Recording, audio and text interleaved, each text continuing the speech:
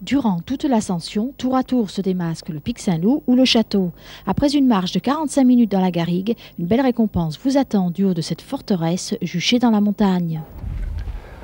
Nous voici au sommet. On va en profiter pour prendre un peu de repos et admirer ce superbe paysage. Alors juste en bas, il y a Saint-Mathieu-de-Tréviès. On est à 300 mètres d'altitude et le château a été construit au XIe siècle.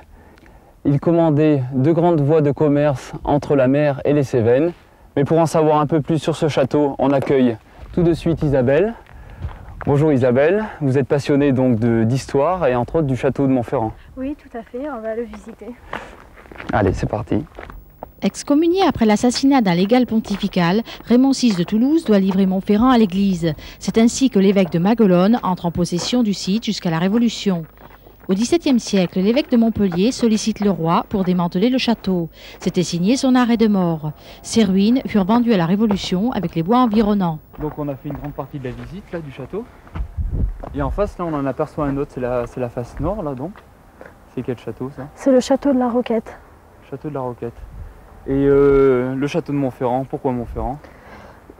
Et le château se trouve sur un pic qui contient un peu de minerais, mais il n'en possède pas assez pour faire le mont du Fer.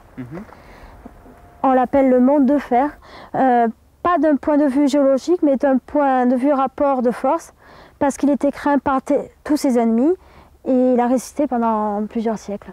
Okay. Montferrand, dis-moi le nom du chevalier qui le premier dressa à la crête de ton pic son nid d'épervier, sa puissante tour, d'où son œil d'airain surveillait Montpellier. Les humains, il le fallait, ont mis un terme à ton histoire. Tu n'es plus qu'un tas de pierres qui conservent la mémoire d'évêques, de châtelains, de luttes et de prisonniers. Mais moi je t'aime pourtant, pour tout le grand mystère sous la lune, le vent et son hurlement qui hante chaque nuit ta mélancolie.